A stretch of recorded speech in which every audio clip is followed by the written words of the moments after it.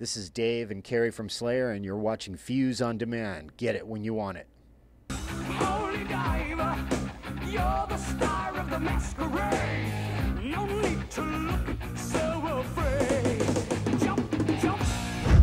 I love the records he had made, and I mean, especially the Sabbath records. I thought that, you know, Heaven and Hell and Mob Rules were some of the best records I ever made, and his voice was phenomenal. There was just some great songs from every situation that he was in. I saw the Heaven and Hell concert, got to speak with the guys a little bit, met Ronnie. I mean, it was just such a pleasure to hear those songs played live again. And then, of course, when he was doing the solo stuff, like The Last in Line and Holy Diver in the 80s, I mean, I was jamming that stuff all the time, playing along with Vivian Campbell and stuff. Just great music, a real loss. We've been covering Holy Diver for a few years now, and yeah, he actually did hear it, and gave us a thumbs up, and couldn't ask for better than that. I loved him on the Rainbow Rising record, and then of course the Heaven and Hell, was just amazing. And who would have thought that anybody could step in Ozzy's shoes? And then here this guy did it. Close the city in, tell the people that something's coming to call. Death and darkness are rushing forward to their right for the world. My biggest regret, I think, is not going to see Heaven and Hell on the tour they did recently, because I just thought they'd come back.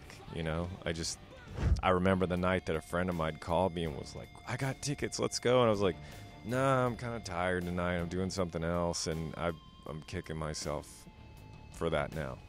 We had a chance to break bread and hang out with Ronnie James Dio in France.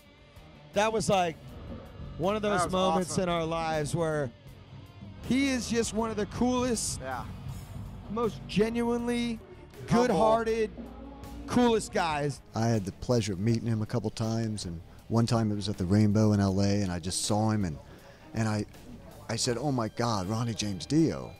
And I evidently, and I was with my friend, and he was standing like 6 feet away, and I guess he heard me say that. "Oh my God, Ronnie James Dio." And I didn't, at the time, this was 20 years ago probably, and I didn't have the balls to walk up to him and say, "Hey," and bug him or something. And next thing I know, I got a tap on my shoulder. I turned around, it was Dio. And he said, "Hey, man, Ronnie," and I'm like, "I know, what's up, dude?" And he was just the sweetest guy, When we were making our second record, 1X, he was rehearsing right beside where we were rehearsing for the record. And we were listening to him sing, and he had one of the most incredible voices of all time, man. For that genre and that style and what he could do at that age, it was unbelievable. Tony has a Dio shirt that he got when he was 12. Yeah. And he still wears it. It's really weird that I brought it out on this tour and he passed, and I wore it the day that he passed. God rest his soul, It man. still fits a little bit, but He will be missed, though. He was, I believe, the greatest heavy metal singer ever.